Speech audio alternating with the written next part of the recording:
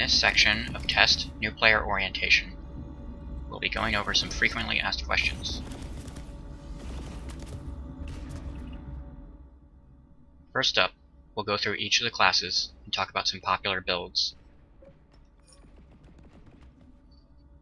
If you enjoy playing the Infiltrator, you probably want to get a different weapon very quickly. I suggest, if you like bolt-action rifles, or if you like sniping, you get a bolt-action rifle, the cheapest of which is the XM98.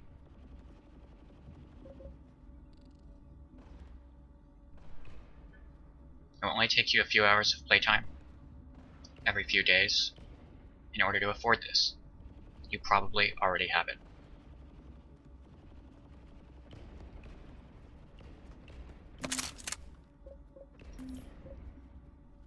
For the most part, with the XM98, all you need is a good optic.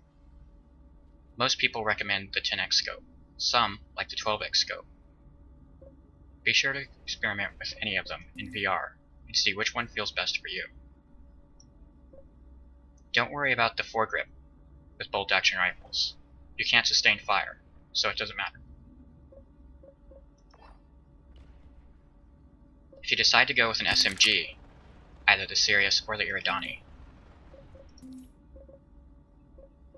soft point ammunition really excels on an Infiltrator playstyle with it, because you'll always be close up and you always want to do the most damage as quickly as possible.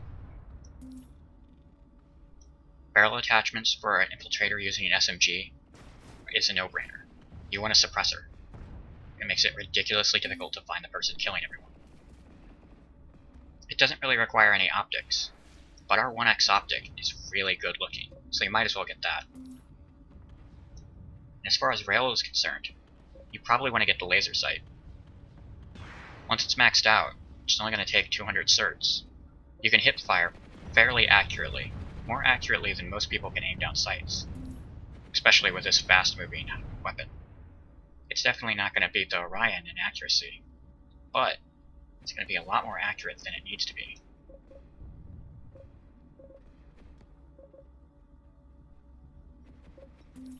As far as sidearms go, all Vanyu sovereignties should eventually try and get either the Commissioner or the Underboss. The Beamer and the Manticore are just horrible weapons. They're outperformed by every other pistol in the game.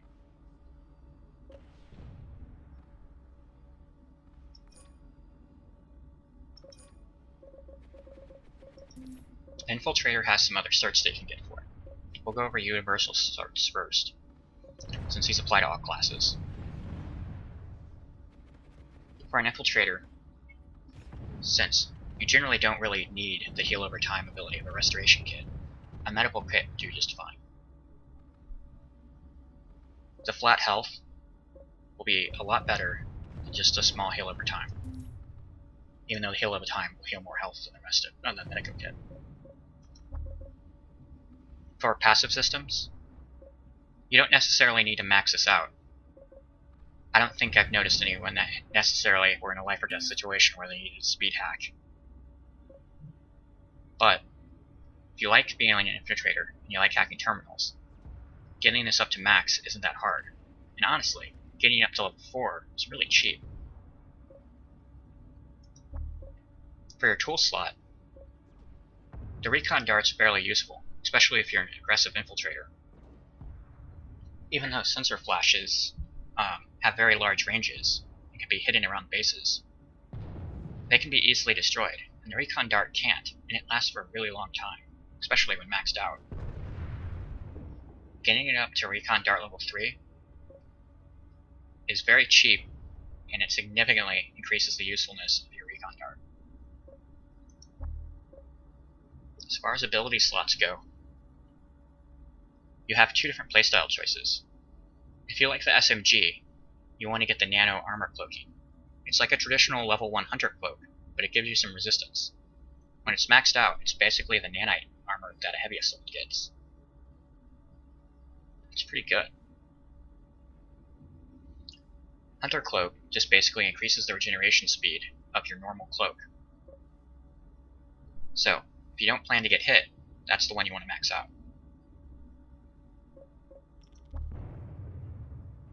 far as suit slot goes for an infiltrator, I honestly don't even use any of them. I am never in a space where I need more ammo because I'm always playing aggressive, so I can always either go to an enemy ammo pack or go to a friendly ammo pack. You might consider getting the first level of flak armor, just so you know prox mines don't immediately kill you, which is a concern for an infiltrator, since you're generally the first onto the field of combat and you're the first ahead of everyone and you're behind enemy lines. Because of your low health, nanoweave armor isn't as useful. You're generally not going to be throwing decoy grenades everywhere, but you might be using EMP grenades. Again, that's entirely up to your playstyle. Ammunition belt is useful if you like playing the sniper who's going to be very far out in field, but if you're doing that, you're probably not very useful to the team, so I generally suggest flak armor for infiltrators.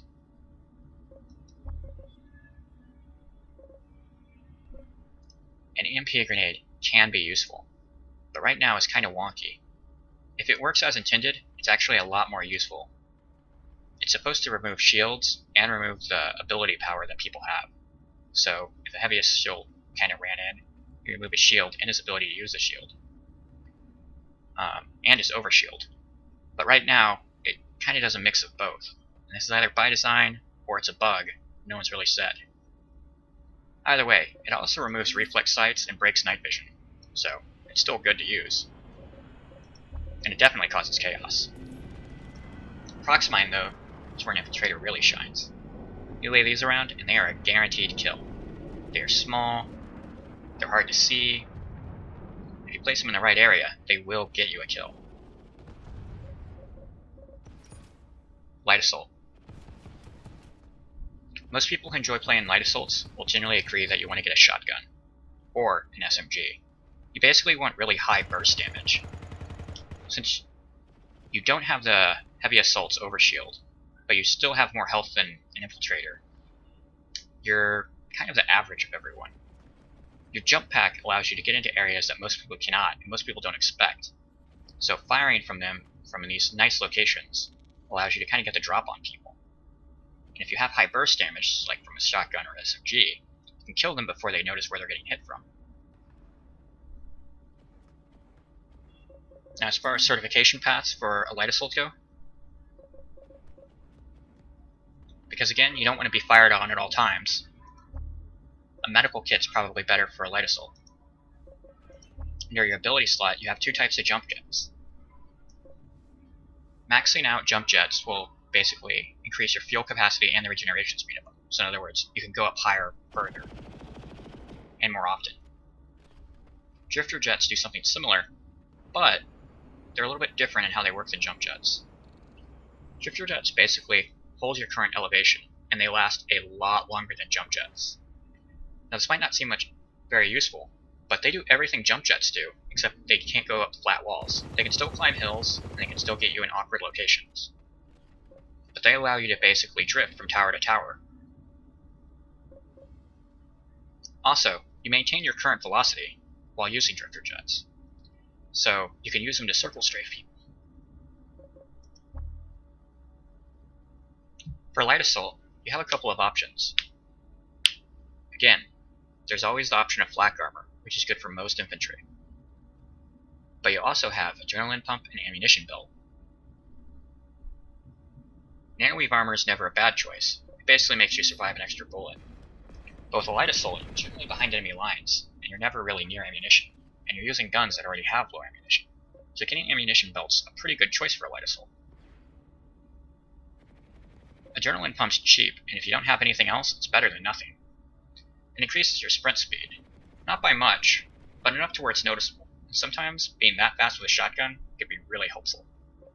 And if you're using drifter jets, which again, maintains your velocity, it makes you a little bit better when you're drifting circle strafing. You may also be interested in the bandolier, because you can use the flash grenade. Flash grenades are really useful. Smoke grenades are not. Since smoke grenades cost resources, and you can also get the Solstice FF SF on a light assault. And just for clarity, the Solstice FF you can equip an underbarrel grenade launcher on, which should be, yes, here, for 100 certs. And that underbarrel grenade launcher can also shoot smoke. You could basically lay down smoke for an entire area next to an ammo supply kit without spending resources. So a smoke grenade isn't as useful. It just wastes resources and it's a really expensive cert investment. But flash grenades, on the other hand, are useful. Especially if you have two, it just turns your entire screen white, and you don't hear anything either. It really screws up your senses, but you can still shoot, and you can still turn around. I believe they last a little bit longer than EMP grenades and concussive. Under your utility slot, you want to get C4. Light assaults can get in places that most people cannot. Because of that, they can usually access or get to Sunderers safely. It takes 2 C4 to take a Sunderer down to burning, and then a grenade in order to finish it off. This can be any grenade. If you have the Solstice SF, man, that's kind of hard to say. You can use the underbarrel grenade launcher to finish it off as well. So again, the common weapons that you want for a light assault are the Solstice FF, the Solstice SF, any weapon that has high burst damage, such as a shotgun, the VX67, or an SMG. The default gun, which is the Solstice, works just as well too, but you eventually want to upgrade to something better, especially if you like playing the light assault.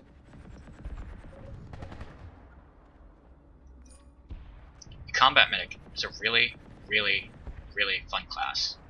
Don't confuse it as just a medic class. It is a combat medic. If you play this fairly aggressively, you will be very successful. The Pulsar VS1 is a ridiculously good gun. It doesn't require any upgrades to be good. As a medic, you probably want to upgrade your medical applicator to max before anything else. It's actually fairly cheap. Because of that, you can revive people with max health and revive maxes with 20% health very, very quickly.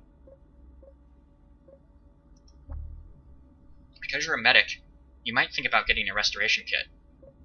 It actually stacks with your natural healing ability, which you use by pressing F.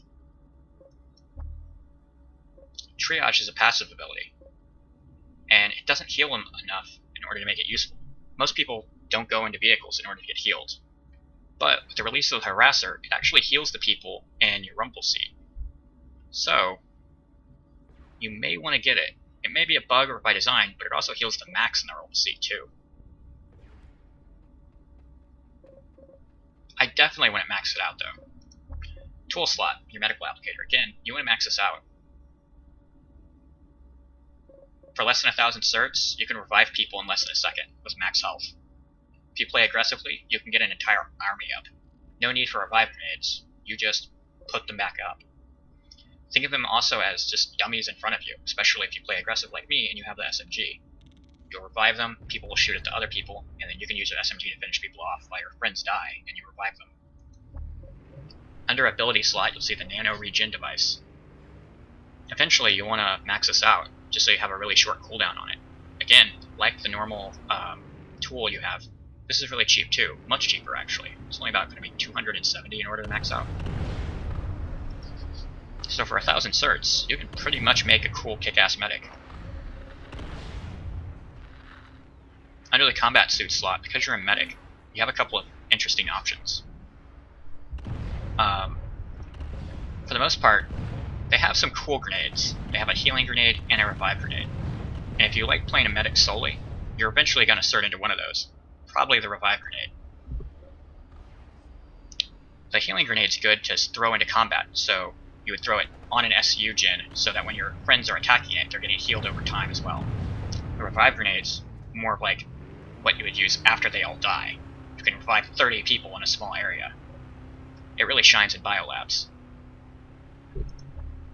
Now because of that, getting the grenade bandolier allows you to carry a lot more, specifically 2 more. So you carry around 3 revive grenades, or 3 heal grenades. You're a really useful medic. But those grenades cost a lot of resources, and you'll quickly just run out of infantry resources throwing them. You're never going to care about your shields as a medic, or your ammunition. Flak armor, again, like most infantry classes, is pretty useful. As a medic, since you can heal yourself, you might think about getting nanoweave armor maxed out. But again, this is up to your playstyle choice. Under utility slot, medics can also get C4, which can be useful.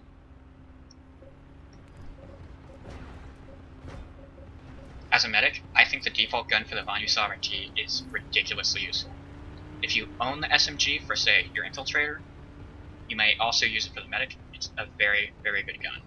I hear shotguns are good too, as are the Equinox and the Corvus, and the CME. Actually, there's not very many guns that isn't good with the medic. Just entirely dependent on your playstyle. The engineer is an interesting class. It's a really, really good support role. And it has the ability to be a really great offensive role, but you don't really have the option of doing both at the same time. If there's a bunch of maxes around you, you excel at keeping them repaired. If there's vehicles around you and you keep them repaired, you know, everyone's going to have a good time. And if you fly around a lot, or you pull tanks a lot, you're generally going to be playing engineer a lot. So because of that, you'll probably want to max out your engineering tool. Again, this is probably going to cost around 700 to 800 certs. But once it's maxed out, you can repair things really, really fast, including maxes. Because you're always only going to be in a vehicle, or behind some maxes as an engineer, you don't really need to worry about medkits or restoration kits. Under your ability slot, you'll notice that you can cert into your different turrets. You have another one down here that you have to buy or unlock. The anti-vehicle turret, which shoots wire-guided missiles. And your ammunition package. Maxing out the ammo pack is really, really awesome. It's fairly cheap, and it's a very wide range. 7 meters is a lot. It lasts for a very, very long time, and you get XP every time someone needs ammo. You drop this on a landing pad with a bunch of bursters, you are going to get a lot of certs.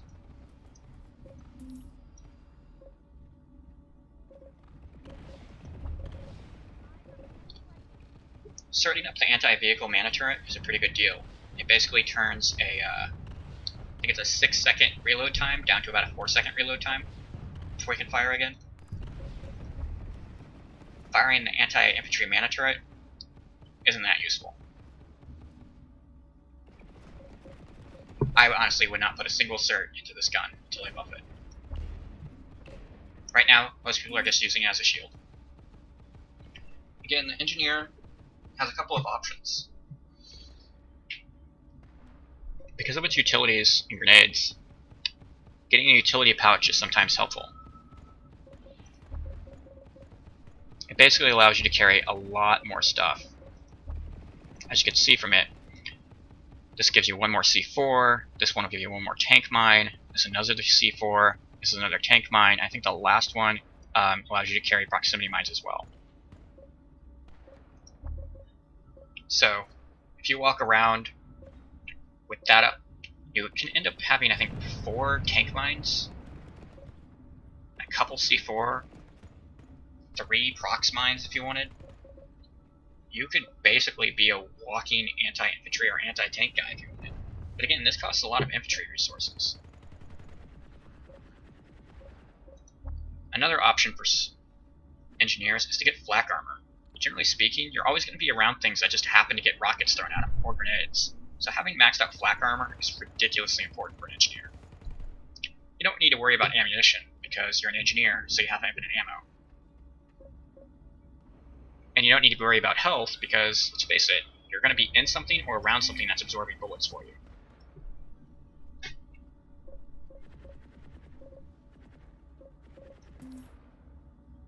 Most weapons shine with an engineer. The default Solstice is good, the BX67 is good, and so is the SMG. Generally speaking, when you need your gun, you're going to be close to combat. So picking something with high burst is going to be preferred. Although, longer range weapons, like the Pulsar C, are also good.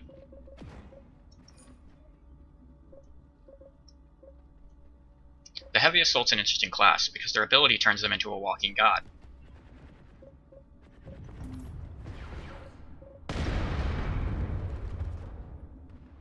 turning it on, you can absorb around 2 to 3 bullets before it gets turned off. Maxing it out basically allows it to regen faster. This is really good for people who poke in and out of combat and take shots, or use cover. If you have the resist shield, it doesn't mitigate damage. It basically slows, or it starts mitigating damage. So instead of taking like a full 100 damage, you instead take 50. This is best utilized before you know you get shot at. So when you turn a corner, turn it on, and start getting hit. Now because of that, you can make some interesting really class builds. So stacking the resist shield with the restoration kit plus your nanoweave armor basically gives you an extra health bar and a heal over time, and you start resisting more damage based on how much health you have. So keeping yourself maxed out with a resto kit makes you a walking tank. If you enjoy the nanite mesh generator and poking in at a combat, you have more options. You might consider flak armor, or even a munitions pouch if you like showing decimator rockets in people's faces. Under your grenade slot, you have access to the concussion grenade, which is the most obnoxious thing to use, and I suggest you all buy it. It makes you feel like your mouse is broken when you're hit with it. It allows you to quickly and effectively kill maxes. Under maxes, you need to get an anti-infantry weapon and your other burster arm. Right now our anti-tank weapons aren't necessarily good, and honestly it's better to just pull another tank, or to use the heavy assault's rockets and lancers to take out tanks. Again, if you have any questions, be sure to ask me on YouTube, or send me a message through TeamSpeak.